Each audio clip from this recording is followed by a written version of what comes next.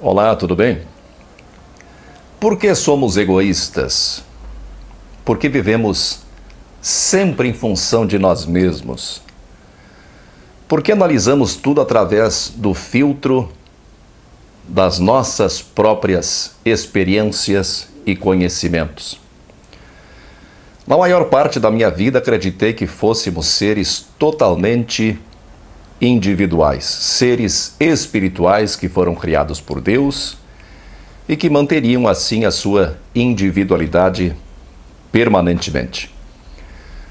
Com o tempo eu percebi que se fomos criados por Deus, e o entendimento de Deus aqui pode ser bastante amplo, mas se fomos criados por Deus, somos parte dele.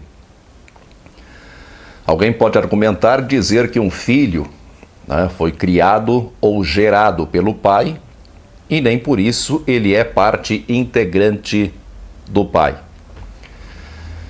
Mas pelo ponto de vista estritamente material, tanto o pai quanto o filho são efêmeros, e o mesmo não acontece com o conceito de Deus eterno e de espírito imortal. Se sou uma fagulha divina, então eu serei isso eternamente. Logo, Deus é em mim e eu sou em Deus. Hoje o conceito de individualidade permanente não faz muito sentido para mim. Posso manter o mesmo conceito de fagulha divina, ou se você preferir, o conceito de parte do todo, e não conceder a essa parte ou a essa fagulha o caráter permanente. Quando eu esvazio a mente, eu sinto que eu não sou nada isoladamente, eu sinto que eu sou parte integrante do todo e que só o que me dá a impressão de individualidade são minhas memórias. Essas memórias que me mantêm preso a experiências do passado e a conhecimentos que adquiri com essas experiências. Quando eu esvazio a mente, eu sinto que a vida simplesmente passa por mim. Sou apenas mais um intermediário da vida, um entre infinitos. A vida segue seu fluxo incessante. O sol aquece a terra, a água evapora e se acumula e torna a cair sobre a mesma terra, e a chuva lava a terra, acabando com algumas vidas e criando outras vidas, renovando sempre, sem parar. E eu, como ser consciente, sou testemunha disso. Apenas testemunho o que acontece. Com a mente vazia, consigo testemunhar o que acontece comigo. Com este ser que chamo de eu e com o qual me identifico a maior parte do tempo. Percebo as atividades do corpo, percebo as necessidades do corpo, percebo os pensamentos que surgem, não se sabe de onde, e nesses momentos não me identifico com eles, não me identifico com os pensamentos, apenas os observo atentamente. A vida passa através de mim. A vida age através de mim. Assim como em tudo na natureza, a vida apenas passa através de mim. Não sou nem sequer o autor dos meus pensamentos. E se esvazio a mente, não desejo. E se o corpo der sinais de fome, observo ele preparando o alimento necessário para manter a si mesmo, para manter o corpo.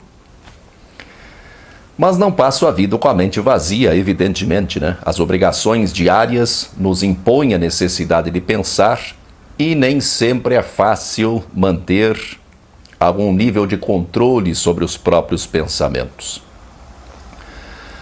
Quando o pensamento retoma o piloto automático, acaba sendo ele quem determina, ou pelo menos ele tem essa impressão, Quando eu penso que sou eu que estou escolhendo, que estou pensando, que estou argumentando, que estou planejando, é na verdade o pensamento que está no comando. O eu, que se auto-identifica como um indivíduo separado de tudo e de todos, é fruto do pensamento.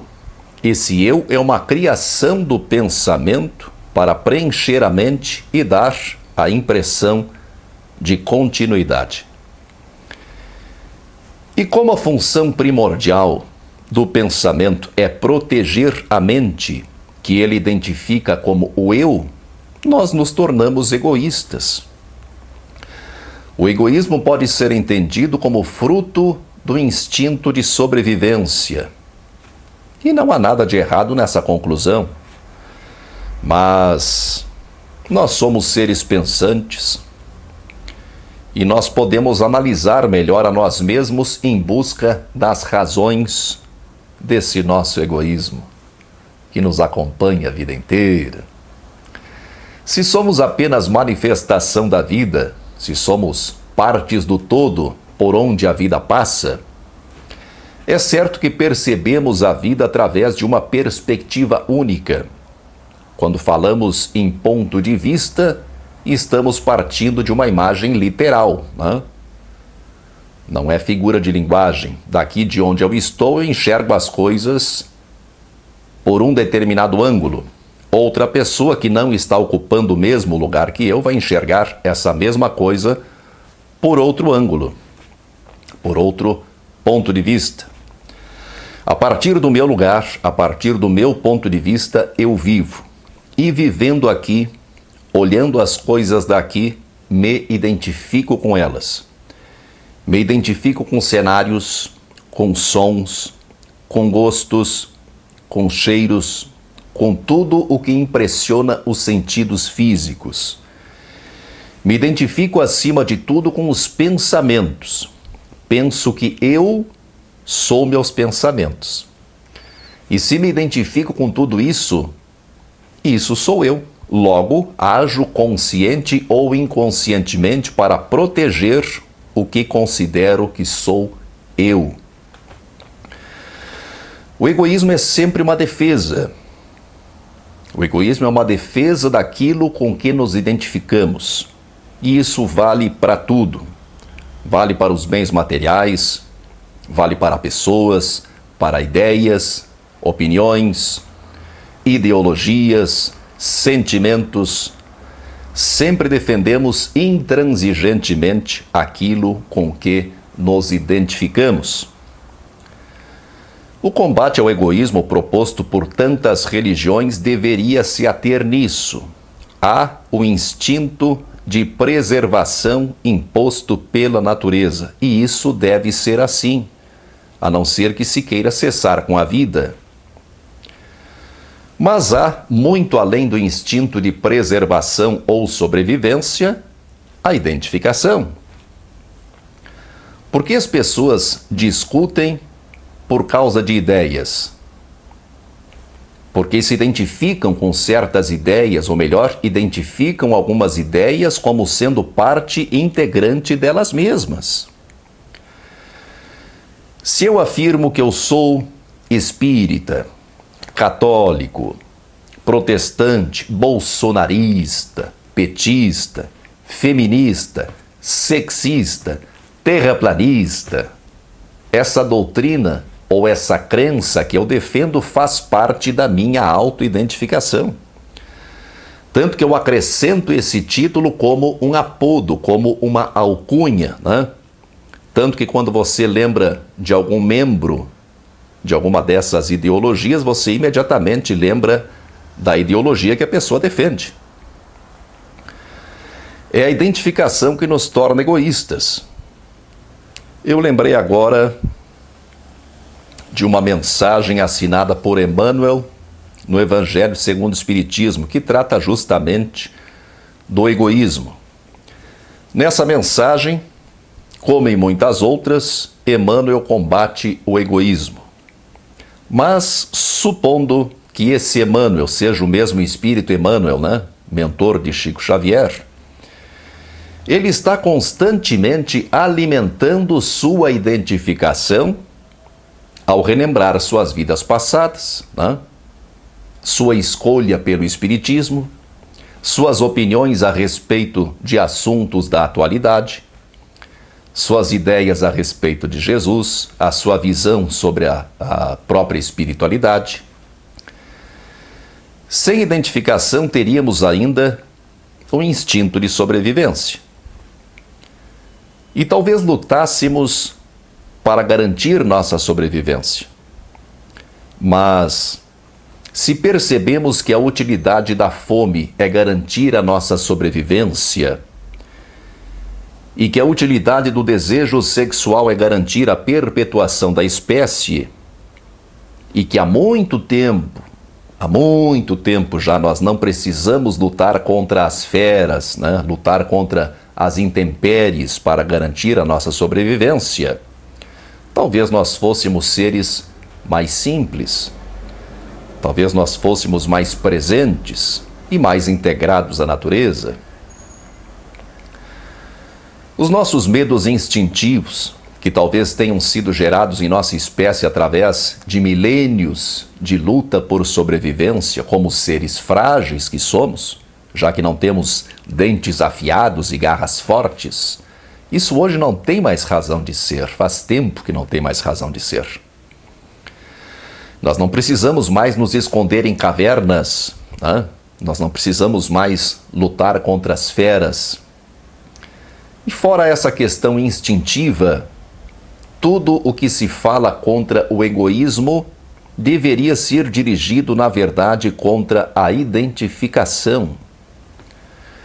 Porque é a identificação que nos separa, é a identificação que cria barreiras, que nos torna defensores intransigentes de tudo aquilo que nós identificamos como o eu e, como consequência, como meu, né? Isso é notado em todas as dimensões da vida humana, desde a identificação com ideias e opiniões, que passamos a defender como partes integrantes do eu, até a identificação com nacionalidades, o que na prática nos tolhe o direito de ir e vir. E o pior é que não costumamos examinar a nós mesmos e seguimos defendendo ideias que já não nos servem mais. Continuamos nos identificando com aspectos psicológicos que, na verdade, só nos prejudicam, persistindo na defesa intransigente de um amontoado de conceitos que amealhamos, né, que juntamos ao longo do tempo e que acreditamos ingenuamente que são parte importante do nosso eu. Tem um centro espírita em que eu trabalhei por um breve período, muito tempo atrás, onde funciona um albergue para moradores de rua. E esse albergue, pelo menos na época, acho que não tenha mudado, mas ele tinha poucas regras. Homens e mulheres, eles devem dormir separadamente, né? Não se pode levar animais nem objetos pessoais, porque isso acaba quase sempre ocupando muito espaço, eles não têm esse espaço disponível. E eu já vi moradores de rua preferirem ficar na rua para não se desfazer das suas quinquilharias, né? Quase sempre algumas latas vazias que eles carregam consigo. Nós carregamos muitas dessas quinquilharias conosco, principalmente em nossa mente. Muitas ideias, muitas lembranças, muitas opiniões e gostos que podem ter sido importantes um dia, né? Mas que definitivamente não tem mais nada a acrescentar. E permanecemos carregando, né, essas quinquilharias mentais conosco porque achamos que elas nos identificam, que elas nos caracterizam, que elas fazem de nós esses seres adoráveis que nós somos. E enquanto mantemos a mente cheia de tralhas, cheia de quinquilharias, perdemos a capacidade de observar a vida como ela é, sem nos identificar com nada que esteja acontecendo, só observando. Uma criança se diverte com pouco. Ela ainda não entupiu a mente de pensamentos. Ela ainda não forjou a sua identificação. Por isso sente tanto prazer em pequenas coisas. Um dia desses, eu observei duas pessoas que não se conheciam, sentadas num mesmo banco, de frente para o rio. Era o pôr do sol, o sol estava se pondo, a temperatura estava amena, a temperatura muito agradável, tranquila, soprava uma brisa leve, bem calma. E uma dessas pessoas estava com os olhos semicerrados, sentindo o calor do sol e espiando pelas frestas dos olhos as cores que se formavam no horizonte conforme o sol ia baixando. A outra pessoa estava olhando para baixo, com a cara amarrada, de vez em quando balançava a cabeça. Assim. Certamente, essa segunda pessoa não percebia nada do que estava acontecendo. A vida não passava através dela. Ela não estava testemunhando a vida acontecer. Ela estava enredada em seus pensamentos. De certo, muito provavelmente, rememorando coisas do passado ou se preocupando com coisas do futuro. Mas a vida só acontece no presente. Muita força e paz para você.